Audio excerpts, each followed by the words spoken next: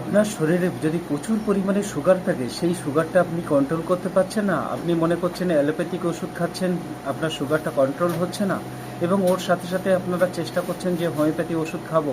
তাহলে আমি আপনাদের জন্য একটাই ওষুধ বলবো, এই ওষুধটা অ্যালোপ্যাথি ওষুধের সাথে এই ওষুধটা কন্টিনিউ করবেন, তাহলে দেখবেন যে সুগার ধীরে ধীরে নিয়ন্ত্রণেও আসবে। এছাড়াও আপনার যে ওষুধের যতগুলো সাইড এফেক্ট আছে, সেই সাইড এফেক্টগুলো আর তৈরি হবে না। আপনি অনেক সুস্থ হয়ে যাবেন, খুব দ্রুত সুস্থ হয়ে যাবেন। এবং আপনার যখন সুগারটা কন্ট্রোল হতে শুরু করবে, ধীরে ধীরে ধীরে ধীরে আপনি সুগারের ওষুধ খাওয়া বন্ধ করে দেবেন, আর এই ওষুধটা কন্টিনিউ করবেন। এই ওষুধের নাম হচ্ছে কার্বাভেজ 200। এই ওষুধটা মাত্র 3 ফোঁটা করে বিকেলবেলা একবার করেই আপনারা ডাইরেক্ট জিভে দিয়ে খাবেন, অথবা 1 চামচ জলে মিশিয়ে খাবেন। টানা 5 থেকে 6 মাস আপনি খাবেন, খেলে কিন্তু আপনার সুগার কন্ট্রোল হয়ে যাবে, আপনি কিন্তু সুস্থ থাকবেন। তো ভিডিওটি ভালো লাগলে লাইক, কমেন্ট, শেয়ার করুন।